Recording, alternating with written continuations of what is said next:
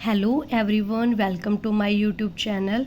तो आज हम IBPS PO के सारे उसके बारे में बात करेंगे। क्या एग्ज़ाम पैटर्न है, क्या हमारा मतलब वो रहता है, क्वेश्चन की वेटेज रहती है, सब कुछ।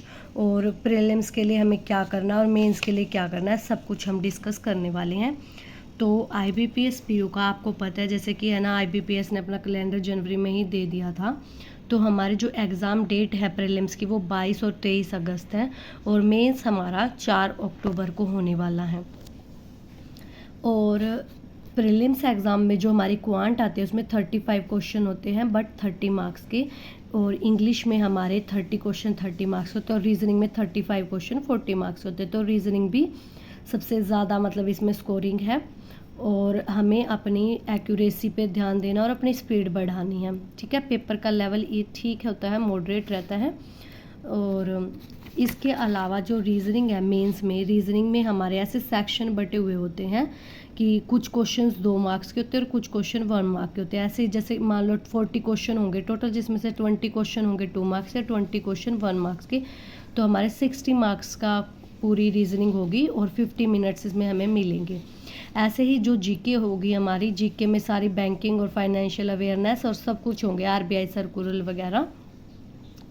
तो इसमें जो हमारा ये 35 क्वेश्चंस हैं वो ऐसे होंगे कि 15 क्वेश्चन जो है वो 2 मार्क्स होंगे, 20 क्वेश्चन 1 मार्क्स के होंगे। तो टोटल हमारे 50 मार्क्स की हमारी जीके होगी और 25 मिनट्स हमें मिलने वाले हैं। और इंग्लिश में जो है वो ऐसे ही 2 सेक्शन होंगे, जिसमें 5 क्वेश्चन तो होंगे 2 मार्क्स के और 30 क्वेश्चन होंगे 1 मार्क के। और ये हमारे 40 मार्क्स की पूरी इंग्लिश होगी। ऐसे ही data analysis and interpretation, quant में हमारे 35 क्वेश्चन होंगे, 15 क्वेश्चन 2 मार्क्स के, 20 क्वेश्चन 1 मार्क्स के और 45 मिनट हमें इसमें मिलेगा। इसके अलावा हमारा जब ये मेंस हो जाएगा ना, इसके साथ ही हमारा एक डिस्क्रिप्टिव वाला पार्ट खुलेगा, वो उसमें हमें 30 मिनट मिलेंगे, 25 मार्क्स का वो होगा। 2 क्वेश्चन उसमें होंगे हमारे पास।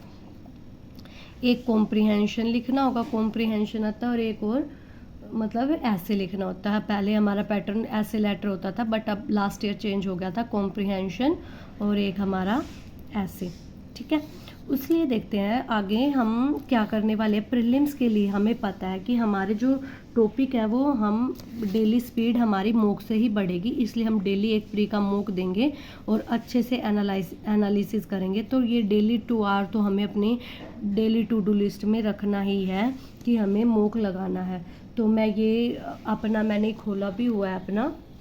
इसमें देखो, मैंने मेमोरी बेस्ड क्वेश्चन है, 25 और 26 के भी हैं। तो पहले मैं मेमोरी बेस्ड, देखो इसमें सारे दिए हुए हैं, 22 से 23 हर ईयर के हैं, इसमें 24 के हैं। ठीक है, 2018 2020 सारे मेमोरी बेस्ड हैं। ये देखो 2024 के भी हैं, 2025 के भी हैं नीचे। तो ये सारे हम मेमोरी बेस्ड लगाएंगे।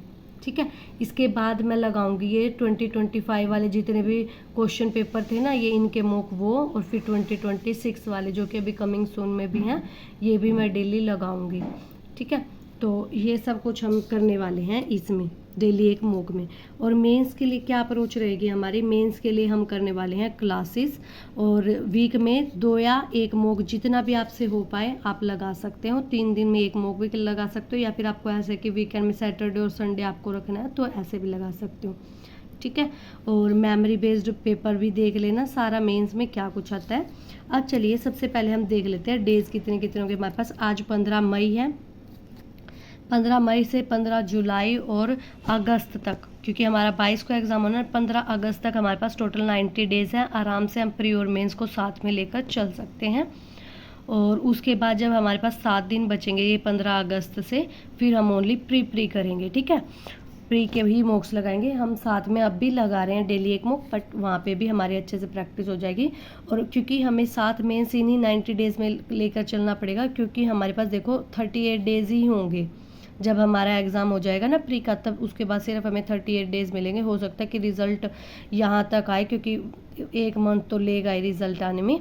तो ये 7 डेज़ पहले ही ऐसा ही कुछ रिज़ल्ट देते हैं वो, तो हम पहले ही कर लेंगे। तो इसमें हम प्री और मेंस साथ के, मेंस के लिए हम क्लासेस फॉलो कर लेंगे। आप जिस भी टीचर का समझ आता है उनसे कर सकते हैं।